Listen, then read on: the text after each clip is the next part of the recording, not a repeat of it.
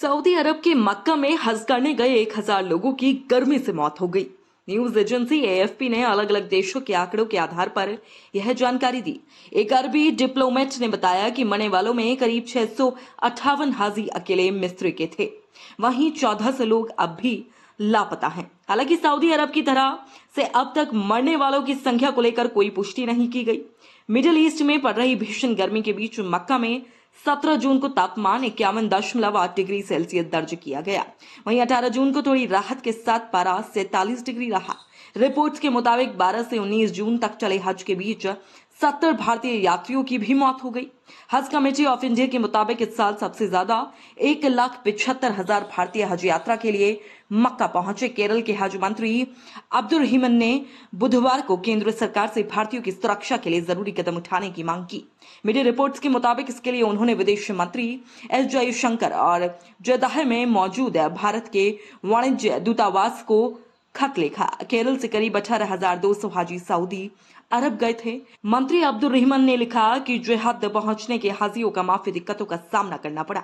उन्हें 30 किमी दूर असीजी जाने के लिए घंटों इंतजार करना पड़ा। इसके अलावा वहां रुकने की व्यवस्था भी ठीक तरह से नहीं की गई।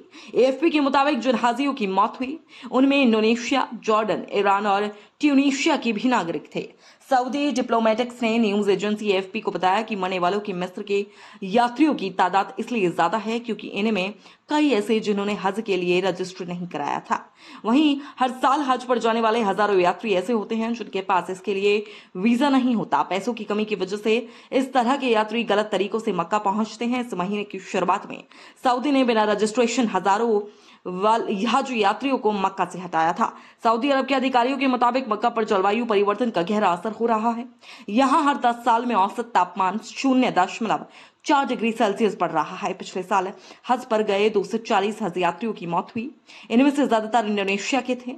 इस साल करीब 18 लाख हज यात्री हज के लिए पहुंचे। इनमें से 16 लाख लोग दूसरे देशों के हैं। इस्लाम धर्म में 5 फर्ज में से एक फर्ज हज है।